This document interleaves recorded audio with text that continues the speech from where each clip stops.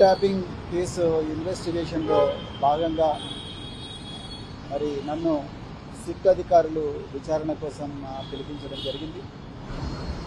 నాకు తెలిసిన విషయాలను కూడా వాళ్ళందరికీ కూడా నేను చెప్పడం జరిగింది. అయితే నేను వాళ్ళకి చాలా క్లియర్గా చెప్పడం జరిగింది. మరి కాంగ్రెస్ పార్టీ ఇచ్చిన 420 అబద్ధపు హామీలు ఏవైతే ఉన్నాయో ఆ అబద్ధపు హామీల మీద భారత రాష్ట్ర సమితి వీరోచిత పోరాటం చేస్తూ ఉన్నది. ఈ అబద్ధపు హామీలు ఏవైతే ఉన్నాయో వాటి అమలు చేయడం చేతగాక మరి రేవంత్ రెడ్డి ప్రభుత్వం సిట్టును వాడుకుంటుంది అని చెప్పేసి నేను ఆ అధికారులకు క్లియర్గా చెప్పడం జరిగింది. సిట్ అధికారులు మంచోళ్ళే కావచ్చు, కానీ వాళ్ళందరి బాస్ వచ్చేసి రేవంత్ రెడ్డి, హోంమంత్రి, ముఖ్యమంత్రి ఆయనే. ఆయన కన్సర్న్లోనే మరి మిమ్మల్ని అందరూ కూడా పనిచేయమని అంటూ ఉన్నాడు.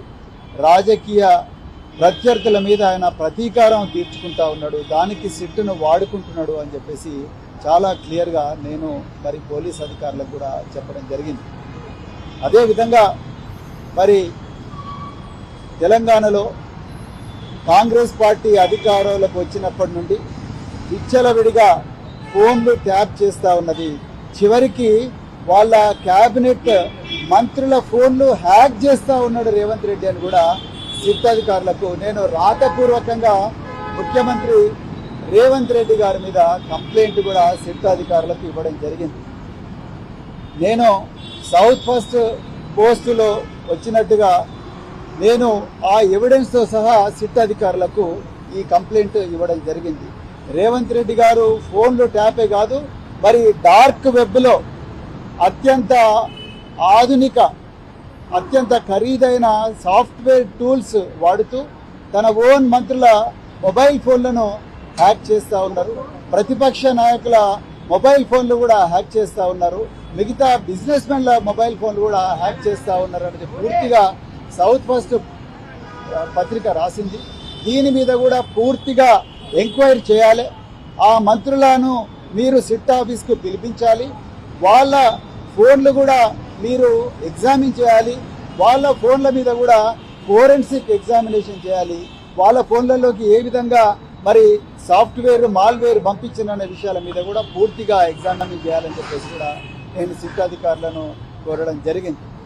అదేవిధంగా మరి భారత రాష్ట్ర సమితి మళ్ళొక్కసారి మేము చెప్తున్నాం, భారత రాష్ట్ర సమితికి ఎప్పుడు కూడా ఈ ఫోన్ ట్యాపింగ్ తోని సంబంధం లేదు. కేసీఆర్ గారు ప్రజలను నమ్ముకొనే మరి ప్రజల గొంతుకై తెలంగాణ తీసుకొచ్చిండ్రు. ఆ 10 సంవత్సరాలు తెలంగాణ ప్రజల ప్రయోజనాలు దృష్టిలో పెట్టుకునే పరిపాలన చేసినట్టు తప్ప పోలీసుల మీద ఆధారపడి ఎక్కడ కూడా మరి పరిపాలన చేయలేదన్న విషయం స్పష్టంగా నేను సిట్ అధికారులకు చెప్పిన. ఒకవేళ ఎవరైనా అధికారులు తప్పు చేసి ఉంటే వాళ్ళ మీద యాక్షన్ తీసుకోండి అని నేను కూడా కోరిన. కానీ దీన్ని రాజకీయాలకు ముడిపెట్టకండి. రేవంత్ రెడ్డి ఆడుతున్న రాజకీయ చదరంగంలో సిట్ అనేది ఒక పావుగా మారకూడదని చెప్పేసి కూడా నేను క్లియర్గా రిక్వెస్ట్ చేసిన. అదేవిధంగా మళ్ళొకసారి చెప్తున్నా, రేవంత్ రెడ్డి విచ్చలవిడిగా డార్క్ వెబ్లో అత్యంత అధునాతనమైన టూల్స్ కొన్ని తీసుకొని వాటిని వాడి తన ఓన్ మంత్రుల ఫోన్లు ట్యాప్ చేస్తూ ఉన్నారు. దాని మీద పూర్తి స్థాయిలో ఎంక్వైరీ జరగాలని కూడా ఈరోజు నేను సిట్ అధికారులను కోరడం జరిగింది. మరి వెంటనే ఈ కంప్లైంట్ ఒకటి కమిషనర్ ఆఫ్ పోలీస్ కూడా మేము తప్పకుండా ఇస్తాం.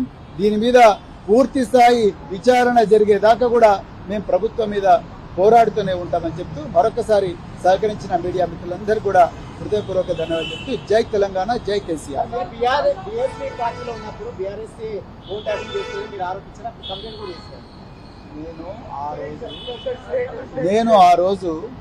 నేను నా phone state sponsored hackers tap చేస్తున్నారు అని చెప్పి నాకు యాపిల్ నుంచి మెసేజ్ వస్తే ఆ యాపిల్ నుంచి వచ్చిన మెసేజ్ ఆధారంగానే నేను నాటి కమిషనర్ ఆఫ్ పోలీస్ గారికి నేను కంప్లైంట్ ఇవ్వడం జరిగింది.